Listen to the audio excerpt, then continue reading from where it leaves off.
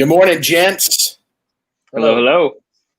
Here we are, another Sunday morning. That's right. Today's going to be a little bit more like summer than fall, but it's not going to last long, they say. 90, At least- 92. At least it's not raining. That is what they say. So, Jim trying to recover from that Texas loss. I'll tell you what, that game took forever. I was at my son-in-law's. It was nearly 4 hours in before they got to the fourth quarter. Mm-hmm. And I had other things I needed to do, so I kept up with it. It was a crazy game for sure. For sure. So Aggies won. I saw that. That was a good win. Beat a top 5 team for the first time in a long time. So that's good. I had a lot of money on that game, so that's good. Oh yeah. No, coming next week. Yeah.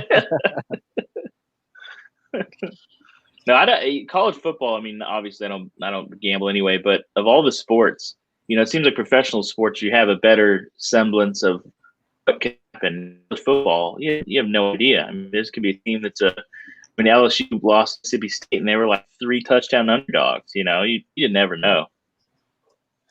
That's why they play the game. Oh yeah. And you got to play the full 60, right? Say again? Yeah.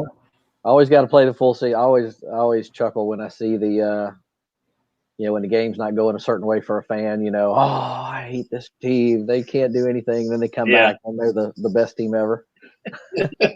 Well, the thing that annoys me the most, I'm sure it gets on coaches even worse, is the player that he gets the big pass. He's running towards the end zone and he starts to ease up at the end, and some defender who's been running hard the whole time comes in and punches that ball out. The Cowboys did that the other day to that Seahawk receiver. It's like, man, you're almost there, and you just kind of let up a little bit, and boom, all of a sudden, there it goes. Yeah, that happened just like last week, I think it was. Yep. So, I think that might be Bart Lowe's. A sermon illustration for you two one day. That's right. You got to let up at put the end, tape, baby. That's what Paul's like when he says, "Hey, I buffet my body, I train because I want to finish this race." That's right. And then is it 2 Timothy where he goes, "I've fought the good fight, I finished the faith." Yeah. Today I'm supporting the local Christian school. All right. With one of theirs. Good morning, Justin. He's got his picture sideways there, so that's awesome. Good morning. I ran into them and McKinney yesterday at the that 92 arcade or Arcade 92, whatever it's called. Have any of y'all been there? It's one of these like free play kind of places.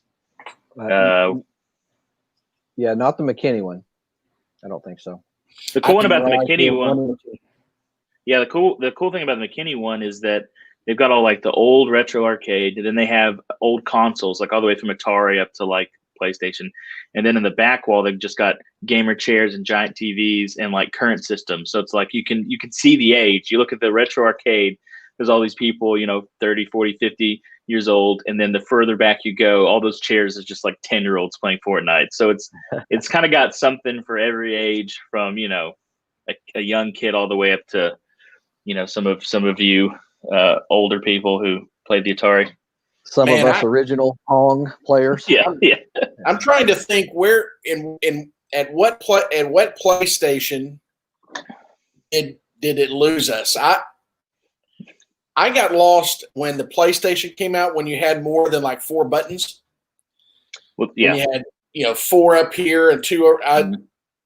That was just it for me. The big transition was the Nintendo 64. They just had a controller where you just had one joystick, but everything after that, then you had the PlayStation, the Xbox that came with 2 joysticks, and that really threw me and I think a lot of people off, because then you're like, and like you said, Jimmy, now there's buttons everywhere, there's joysticks everywhere. It got pretty crazy. Yeah, and also the graphics got to a point where I can get motion sick if I sit and watch them too long because they're so fast and things. So I played a Call of Duty World War I game, and it was intense. I mean, obviously not intense as the real thing, but it was like it was a movie. It's crazy what they can do now. Morning, Cassie. Yeah, I think I got left behind around PlayStation 2. Yeah. Probably about the last time for me. So when the Atari came out, was that late 70s, early 80s? Late 70s, I guess. I would think. Had to have been. I think I was still playing some sort of video games in the early 80s. I don't think I played anything after I graduated high school. Yeah. But see, Jeff, you could get into that now. That could be you'd be one of these guys that takes it up and you get the headset and you're playing online and talk to. I think Dane McGee plays like Call of Duty and stuff. You get on one of his things and I could do all that. I'm sure Melinda would love if you turned one of the rooms into a gaming room and just spend hours in there every day. Yeah. I can remember the original Pong console. It had two knobs, and it had two switches, if I remember correctly. One was to turn it off and on, and the other was to turn it from 2 paddles to 4 paddles. And there was always a conflict, even before the game started, as to who got to use the right hand and who got to use the left hand. Mm-hmm. Because, if you're playing the left hand, obviously you were at a disadvantage. We still have one of the original Pongs in our little room back there. So did Pong come out separate from Atari? Was it its own thing, or was it part of the Atari thing? Well, it was. You could buy the Pong console. It was, so wide. It had 2 knobs. It, freestanding, and we thought it was just the, end all be all. Yeah. Well, that's what's crazy now is it try to show some of the kids some of the games that I played, and they're like, these graphics are horrible. And I'm looking at it now, I'm like, man, they don't look good. But as a kid, I thought these were like the best graphics of all time. Oh, you got to remember, we were, drawing pictures in a flip pad and flipping them real quick just to get motion. It's like it changed the world for a 12-year-old for sure. You went from sticking forks in electrical outlets to seeing something on the screen. Yeah, I went from playing with broken bricks in the yard.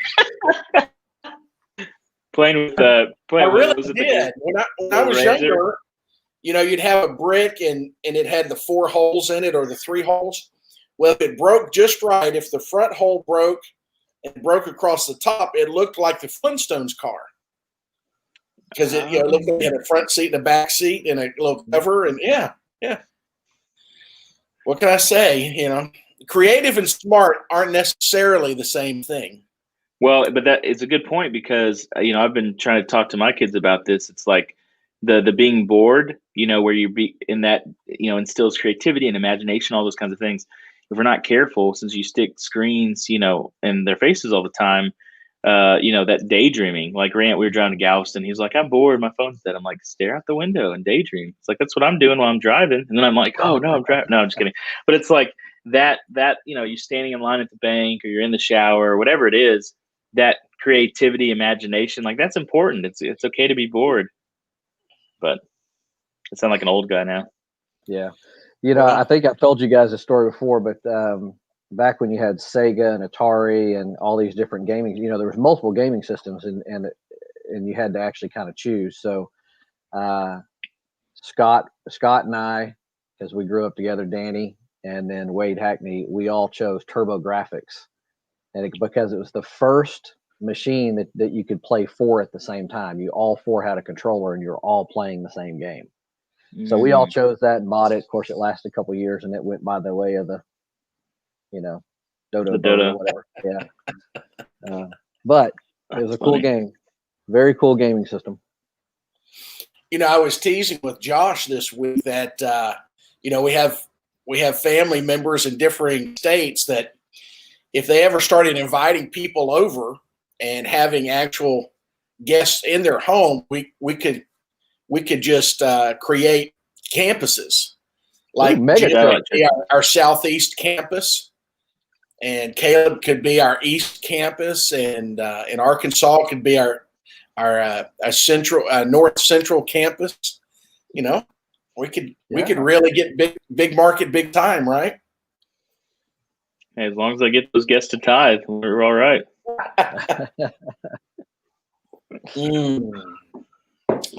Well, this morning we get to start unpacking the 3 chapters that is Samson's life. A lot happens in 3 chapters, and you know, today we're going to look only at 3. When you go down where you shouldn't go down, what goes down? That's a better title than I thought of earlier. I wish I'd used that. Change it. Change it real quick. Yeah, when you go down where you shouldn't go down, what goes down? So, I want to give a special shout out to everyone over here at my watch party. I'm seeing a lot of folks. We're really glad you're here. Thank you for stopping by this morning. It's awesome.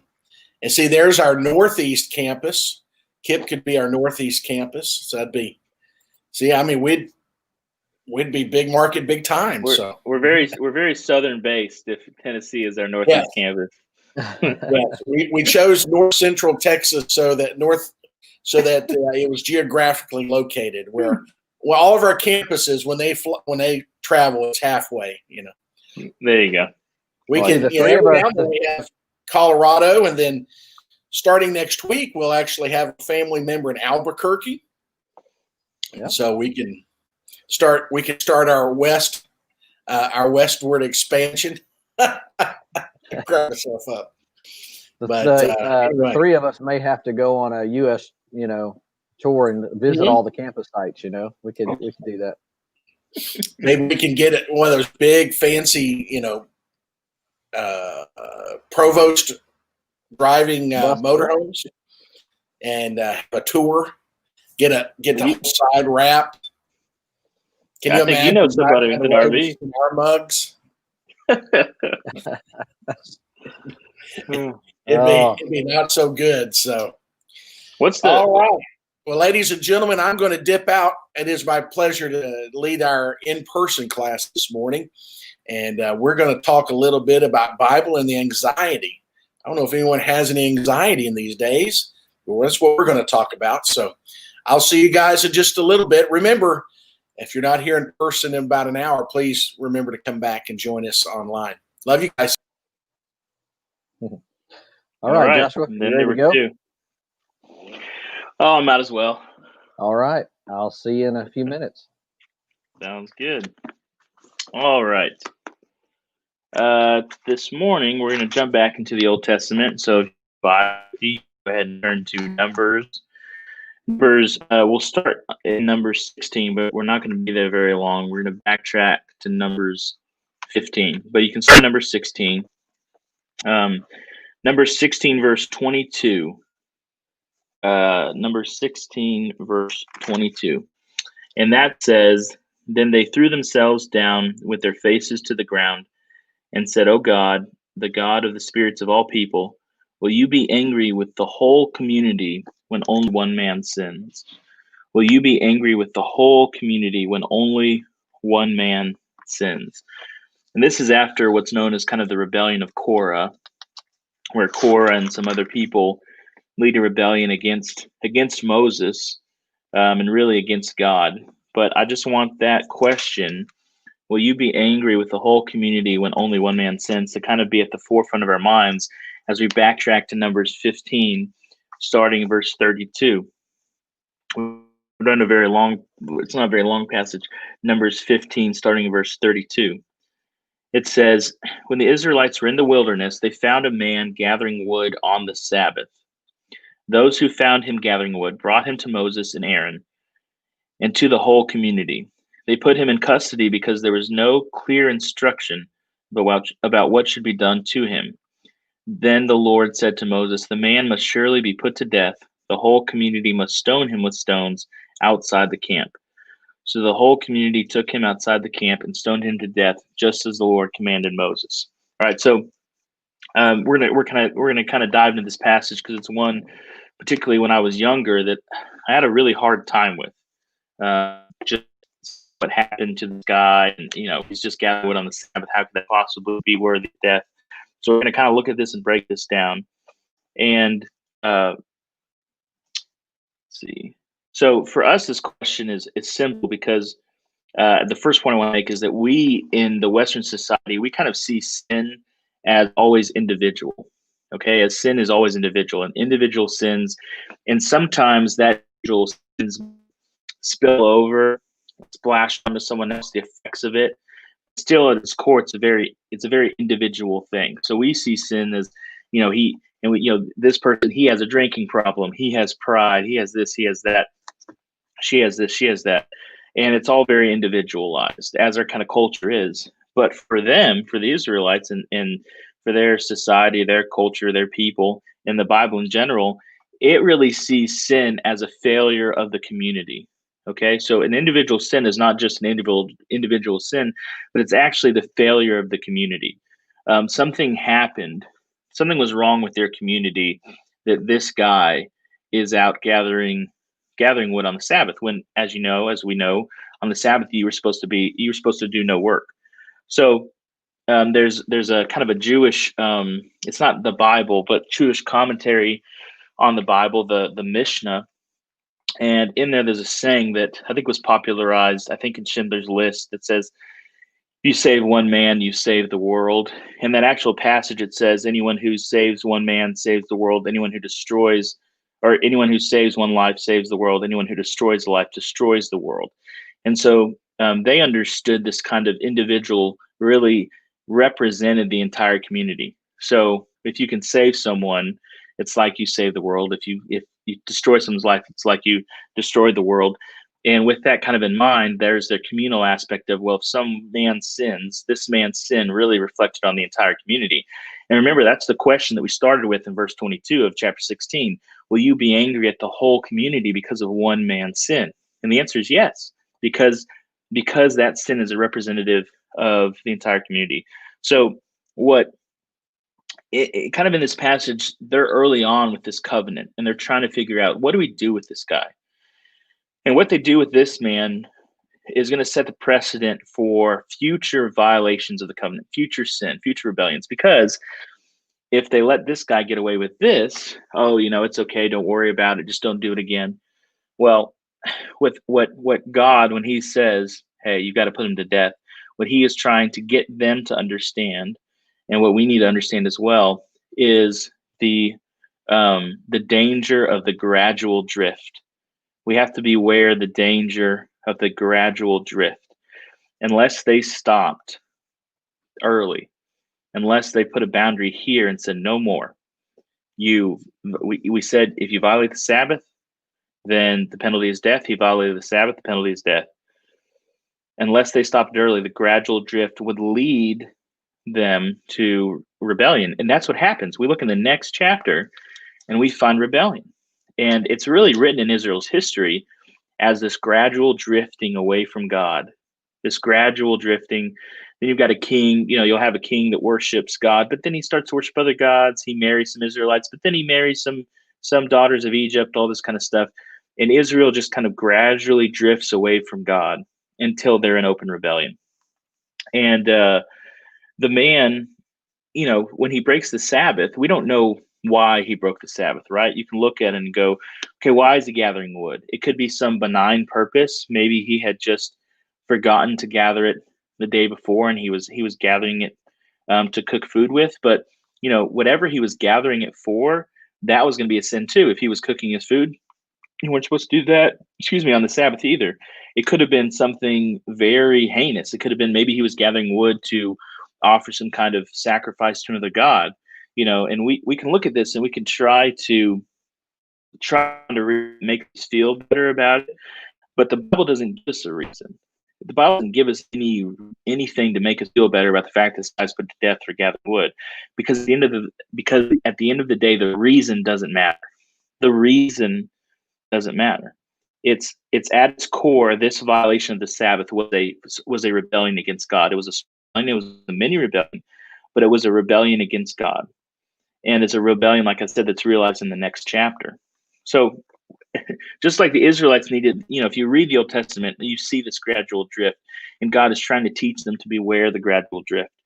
But we ourselves have to beware of the gradual drift in our own lives, the gradual drift from church. the gradual drift from prayer, the gradual drift from the Bible, the gradual drift from maybe a close relationship with your spouse or your kids, and the gradual drift away from God.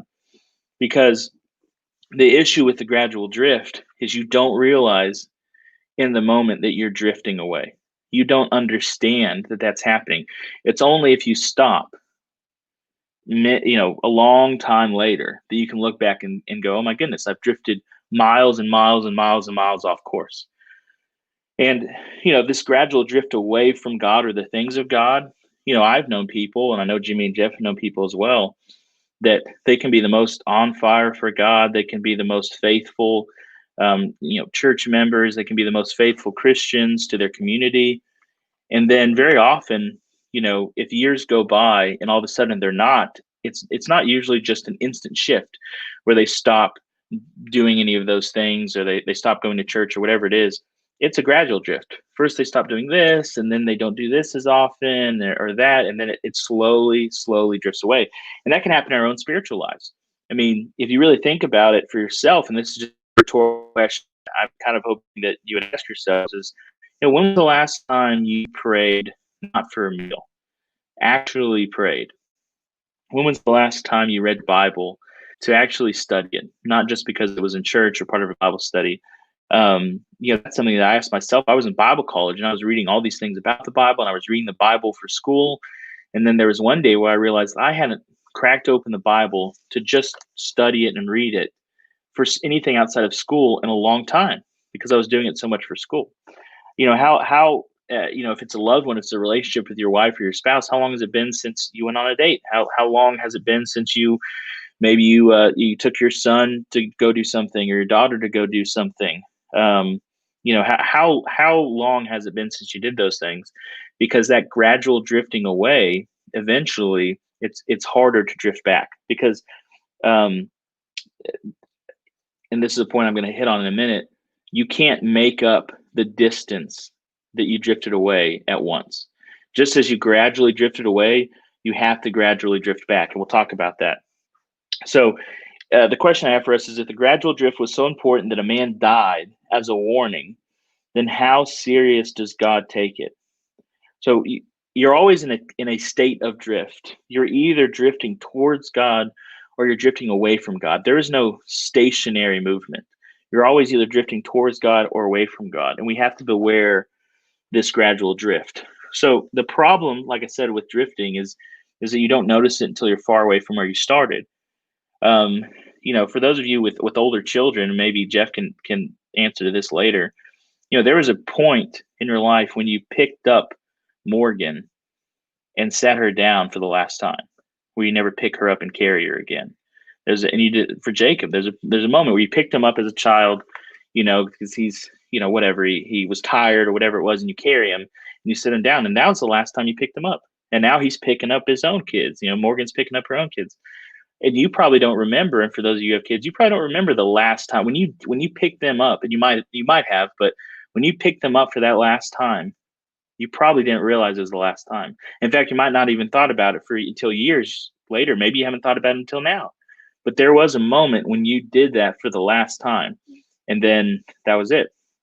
And that's the thing about gradual drift, is we don't know the moment. We don't know the moment that we start drifting away from God and transitioning from when we had started drifting towards him. We don't know what it is. And sometimes it can ebb and flow in the course of a day. Sometimes you're drifting towards God and then you're drifting away from him, but you should be drifting towards God. A gradual drift away from Christ often looks like a drift towards something good, something valuable, something meaningful, but it's not Christ. And what we need to ask ourselves is, if we're drifting away from God, that doesn't mean you're drifting to alcohol or drifting towards, whatever. It's not always some horrible sin. You could be drifting towards something good, but it's not Christ. So if you're drifting away from Christ towards something, is it money? Is it a career? Is it the stability and consistency that comes with a bank account? Could it be politics? That's a big topic today. There's nothing wrong with being involved in politics. It affects us all. But are you drifting towards politics and away from Christ? Are you drifting towards, extracurricular activities for your kids, whatever it is, you can drift. My point is that from drifting away from Christ doesn't mean you're drifting towards the devil. It means that you could be drifting towards something good, but it's still not Christ. In your life, you're either drifting towards God or you're drifting away from him. You have these other pursuits and these other activities, but the kind of overarching meaning and purpose of your life, is it career, money, even something good like family? Whatever it is, it shouldn't be. It can be all these kind of good things, but it's not Christ. And the other point I want to make is you can't recover from this gradual drift. If you've looked at your own life and you said, I've started to gradually drift away from God, I've started to gradually drift towards something else, you can't recover from that gradual drift in one sitting. So, you can't lose 100 pounds. If you look at yourself like I did a couple of years ago and went, good Lord, I really let myself go. You can't lose 100 pounds from one workout. You can't repair a broken relationship in one date night. The gradual drifting away, you can't just, instantly go back to where you were. You have to gradually drift back.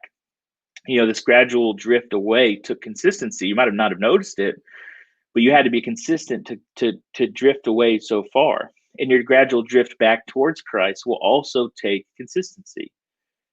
Anyone can pray for an hour at a time. One time, if you said you pray for an hour, anybody could do that. But can you pray for a minute more every day? Anyone can read the Bible. You could take a day and you could say, I'm going to spend 10 hours reading the Bible. Anybody could do that.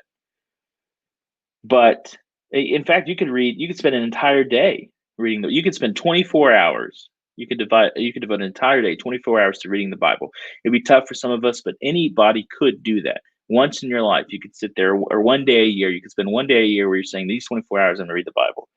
And you would have spent 24 hours reading the Bible. However, if you spent just 10 minutes a day, every day for a year reading the Bible, you would have spent almost 61 hours reading the Bible, which is over double that amount. So again, you can't make up the gradual drift from one single kind of act, right? You gradually drifted away consistently. You have to gradually drift back consistently. And I want to make sure to emphasize that when I say that, I'm not saying that you can't make drastic changes that affect that drift. What I'm saying is it just can't be made up for in one day. And I think the working out or losing weight is probably the best example of it. You gain, for me, I gained weight slowly over the years. Well, I can't just lose it all from working out really hard for one day. I've got to be consistent about it. And there's a quote in a book called Grit by Angie that I like. It says, what you do every day matters more than what you do once in a while. What you do every day matters more than what you do once in a while. So the question that I want us to ask ourselves is, first we have to understand, look at this story, and as a kid I thought, man, that was really harsh. Why are they killing this guy? He was just gathering wood. But this mini rebellion that this man was engaged in was a sin of the community that if let slide, the entire community was going to begin to drift. And the Israel community does drift. They drift so far at one point that they rediscover the scrolls, the Bible, in their temple one day, and they start reading it because they had all forgotten it. No one had taught them. They drifted so far away from God. So this for the Israelites, they do gradually drift away. We see the rebellion. We see this question: are you going to be angry with the whole community because of the sin of one man? And what God is trying to teach them is to be aware of this gradual drift, and not just for them, but we have to be aware of it ourselves. And so we should ask ourselves, where are we drifting? Are we drifting towards God? Are we drifting towards Christ and the things of Christ? Are we drifting away from him? And it's not like it's not that church attendance and reading your Bible and prayer, it's not that those things save you or make you more Christian or anything. Those can just kind of be signposts that you're on your way, that you're drifting the right way. Because remember what I said is you can't really tell which way you're drifting at this moment. You seem stationary, but that's not true. You're always drifting one way or the other. So these things that we do, these can help kind of tell us that we're drifting the right way, right? Going to church, your prayer life, studying the Bible, your relationships with other Christians, all those kinds of things can be signposts that you're actually drifting towards God and not away from him. And then if we've realized that we've drifted away from him, we have to understand that was a consistent drift. We can't just recover it in one sitting. We can't just read our Bible for a long time or go to church every time the doors are open for a week or something like that to kind of get back. We have to gradually, consistently start to drift back towards God. And again, that's not the only problem with the metaphor of drifting is it kind of can seem like there's no effort involved. You're just kind of sitting there. I don't mean that. Again, there are things you can do. There can be changes in your life. But what I'm saying is it's just not fast. It's a marathon, not a sprint. And and finally, if we do notice that we're gradually drifting, we want to start taking the steps to drift back towards Christ. We look at these kind of signposts that we're on the right track. I would challenge us that it's not something that we should look at every day necessarily, but it is something that it wouldn't be a bad idea to maybe set a day aside a month or an hour aside a week or something. You even put it on your calendar. It can be your drift day or drift hour or whatever, where you kind of look at your life and you look at your spiritual life and you go, okay, where have I gone this last month? Where have I drifted? Am I drifting towards God? Am I drifting away from him? And especially if you got kids, because until your kids are out of the house, they're kind of along with you for the ride. So if you're drifting away from God, you're probably dragging your kids with you, and probably your spouse. You can. It's very easy unless your spouse is someone who is very spiritually secure. It's just very easy. If we've seen it with church attendance. If there's a whole family and only one of them goes to church and the rest of the family doesn't go to church, it's very difficult for that one person to kind of keep up that habit. It's very easy to drift along with your family. It's very easy to drift along with your spouse. So, and with that said, it's very easy for community to drift together. So we need to look at our community, our church. Is AOF? Are we drifting towards God or the things of God? Because just doing things, just having activities, just doing these Sunday schools, just preaching sermons, just singing songs, that in itself is not enough to kind of ensure that we're drifting towards God. Why do we exist as a church? What's our purpose? Are we fulfilling that? Are we spreading the gospel? Are we discipling believers? Are we helping the poor? Are we ministering to our community? All those things. It's important because it's very easy to get distracted. It's very easy to drift towards something good, but not Christ. So that's my last point. I'll bring Jeff back up, and again, I just want us to beware of this gradual drift. Hey, wow, lots of good stuff. Typically what I do, I take notes while you're speaking, and I want to just go back with a couple things. I'm gonna start at the end, and well, no, let me go back to the beginning because, okay, as we talk about, Western sin is, as we kind of believe it as an individual thing, and we are accountable for our individual sins. You weren't saying that we're not, because we are. Right. But yeah, there's this whole thing about this whole community thing. What effect do we have? I guess this is a question. What effect do we have as individuals for the things that we tolerate or drift towards? Is it moving our family, church, or family, church, community in the direction of God, or pulling people away from that by the things that we are silent on, the things that we tolerate, the things that we look the other way on, not only as individuals, but, as a community, right? And I kind of wrote down that society or us, we will tend to justify our drift instead of correcting our course. Right. We may recognize the drift sometimes, but we have to be careful that we don't justify the drift. Well, That was then. That was when Grandpa was going to church. The world's different today. This doesn't really apply. And I can see a lot of societal conversations going on right now, especially during this political season where you've got two polar opposites on kind of where people stand, where we kind of justify things and look the other way. So, it's kind of as I sit here and think about it, I mean, okay, you're gathering wood, are you going to be put to death for that? But that was what was supposed to happen. Yeah. Right? I mean, well, and if they hadn't, and they said, "Well, it's okay, we'll make an exception for this guy." Well, okay, well then, are you making exception for the next guy? And what if it's not gathering wood? Or what if it's worshiping, the God? What if it's, and that's what happens with Israel, is they do that kind of gradual drift, even though God is trying to teach them to stop it. And to your point about justifying, it's easy to justify the drift because usually our community, our family, sometimes in our church, it's drifting with us. So if you're drifting against the grain, everybody's drifting the other way, it's noticeable.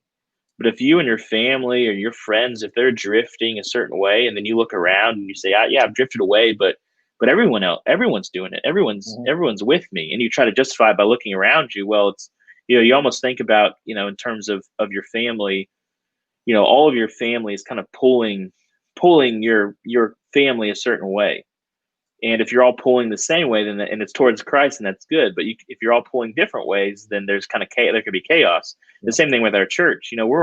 Everyone individually is pulling our church a certain way in the community, driving what we do, who are we ministering to, how we're thought of, our reputation, our character, all those things. And if a church has a purpose and a goal, and everybody's pulling the same way, you can see great things happen. If not, that's when you see strife and chaos and arguments and committee meetings over wallpaper and all that crap. Yeah, not me. I can tell you that. I don't want to be on a committee over wallpaper, so I actually don't care. And then you're talking about we really don't know the moment that we did drift away, and we don't always drift towards negative things. It's easy for us to say. It's easy to recognize when we're saying, "Well, gosh, you're cheating on your spouse, or you're putting a needle in your arm and shooting up or whatever." Those are the easy things. But I kind of wrote down a few things about what can we drift away towards the good things. I said, hey, what if I want a better relationship with my spouse? Well, that's a good thing, right? Yeah. But if I do that outside of Christ, if I just say, okay, we're going to go out more, we're going to have some fun, we're going to talk more, or whatever the case is, well, that's good, but absence of Christ, it's not good. Right. Or I want to spend more time with the kids. Well, if you want to, be at all the soccer games and all the ball games and, or just go play video games, or whatever the case is. But if you do that without the absence of Christ, it's not, it's not as good as it can be. And then, the other thing is, that I see a lot of people do, and I've been guilty of it, too, is that, the time that we want to spend with our family, sometimes the only time we can do it is on Sundays or on the weekends. Right. So that way, and that's typically when we have church. But with ALF, though, you can have church on Tuesday nights, Wednesday nights, or Sundays. So a lot of times we put our family above our relationship with Christ. And as wonderful as our families are, it's better when we put Christ first. Or I don't even want to say first, because if he can be first, he can be last. But paramount, in our lives. So yeah, and I think for most of us, it's not always, that drifting towards the negative things is easy to point out. But even if we're drifting to things that are good, and we're gone all the time, let's say we want to, hey, I want the best time with my family, so I'm going to be gone every weekend. And we're having a great time. We're camping. We're going here. We're going there. We're having a great time. The family's bonding. We're having a good time, and we're closer than we've ever been. But if we're not in the center of God's will while we're doing that, then it's not really a good thing. So I appreciated your thoughts on that. So yeah, and I think that it's tough because I don't think we sometimes see our lives. You can get so caught up in the day to day. What I have to do today? What I have to do next week? What's coming up? That you forget that, it's easy for me to forget that there's a purpose for our lives, an overarching purpose for our lives that as a Christian is the same for everyone. Every one of us is a Christian. Our purpose here, the reason why we're here and not in heaven, is to spread the gospel, to lead people to Christ, is to take the people who are already believers and help make them more like Christ, is to become more like Christ ourselves. We all have this purpose. Like it doesn't say Acts 1:8, go preach the gospel, pastors, go preach the gospel, go preach the gospel, everyone. So we have this overarching purpose. It lives out in different ways. We can live it out in different ways, but so we should all be drifting towards Christ. We should all be drifting towards this overarching purpose in our lives. And if we're not, if we're drifting towards good things or whatever it is, you can spend your entire life as a Christian drifting further and further and further and further from Christ towards all these kinds of good things, all these kind of good things.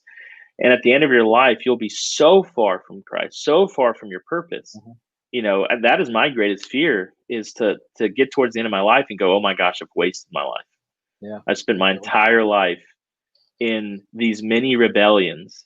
I've spent my entire life gathering wood, because that's what it is. I mean, this guy gathering wood on the Sabbath, this mini rebellion, he probably didn't. I don't know. We don't know, but he probably wasn't doing it to be rebellious. He might not even realize he was drifting, or that he was engaged in this mini rebellion. And if we're not careful, we can spend our entire lives gathering wood and not realize that we've wasted it, and we're so far away from God that we're not anywhere close. Yeah, and you told the story that, or you talked about yourself when you were in Bible college. You were in God's Word because it was you kind of had to be, because you're doing homework and all that kind of stuff, right? Yeah. And we started, taught the series on So You Want to Be Like Christ, and in Sunday school we're doing fan or follower type thing. So when we started that, I made a conscious effort, not because I'm, I just kind of wanted to know, and I didn't know you were going to teach on this, and I didn't even know why I did this to begin with. But there were times where I would go long periods of time and not even open up the Word unless I was teaching a Bible study, right? And I've been walking with the Lord for 30 years. Right. So not recognizing the drift. So what I did is I went on to the Bible app, I put a plan in there, and to kind of tell me when I'm drifting. I didn't know that was what I was doing, right? Because it'll tell me, okay, you've opened this up and you've studied something here. Right. And it'll tell you. So, because even we can go a whole day and not thinking about opening up God's Word, or 2 days. Well, then when I would get the reminder, like, oh gosh, I just went 2 days and didn't actually do my devotional time. So I say that to say, what kind of signposts or markers do we have in our lives to see if we're drifting towards God or away from God? So that will very clearly show me, okay, are you at least doing what you said you were going to do in this space, Jeff? And Right. then kind of correct. So maybe just a minute or two, and I'd like to get your thoughts, and maybe we can do it together. But some of the signposts or markers that we can have in our life to see which direction that we're drifting in, right? So what are some of those markers? I know you talked about Bible study or prayer, but I think the church is a big signpost, and I mean that because there are things that happen, and I know COVID's been crazy. But in general, in the normal season, that is a huge, I think, indicator. Are you showing up to church regularly? Spend time in corporate worship with your family of believers, because that is, I mean, if anything, that would be the last thing to go. You know what I mean? You get into the habit and all those kinds of things, waking up Sunday morning, going to church. And if you stop doing that, consistently, to where, then it's just a once in a blue moon, and pretty soon it's not at all.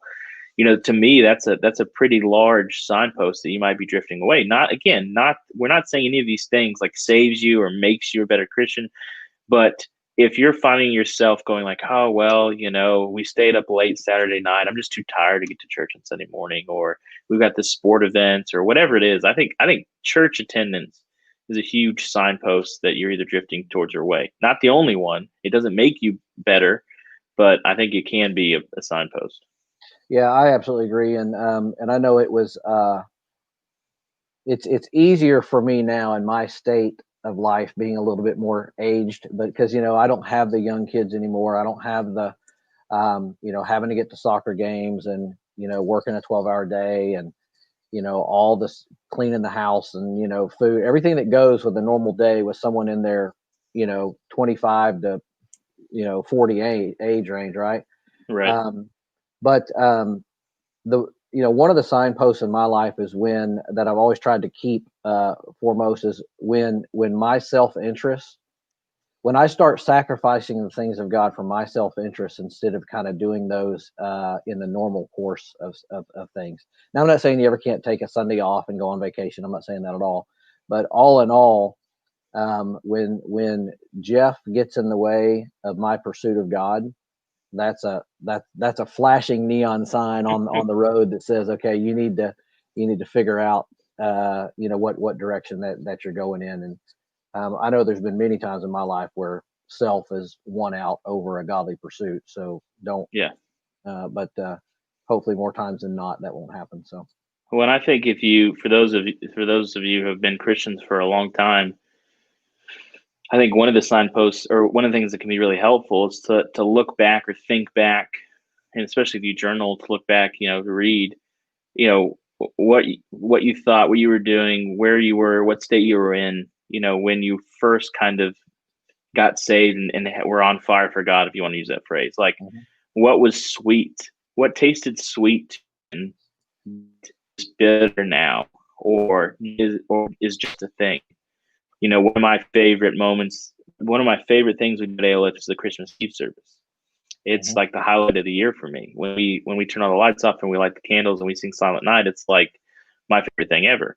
If we did it every single week, then it probably would kind of lose some of its flavor. But if that ever becomes not sweet to me, something's off. If there's something in your life that was of God that is sweet to you, whatever it is, what Easter, Christmas, the Advent, some of these things, whatever it is, that now is just a chore or just a duty. Maybe it's showing up on a Sunday morning, but usually it needs to be something maybe that comes up a little bit more infrequently. Something that used to be sweet, something of God that used to be really sweet to you, that now is just either bitter or just another thing, to be a red flag. Yeah. Well, Josh, good stuff. I guess 9:43. I need to get this is not ALF behind me, so I need to get there. So. Perfect. Well, I appreciate your thoughts and comments. Hope everybody had a good day. And yeah, if you're not here, then you've got a few minutes to go on and get up in here, and we can see what Jay's got for us. All right. See ya. We'll see you guys. Bye.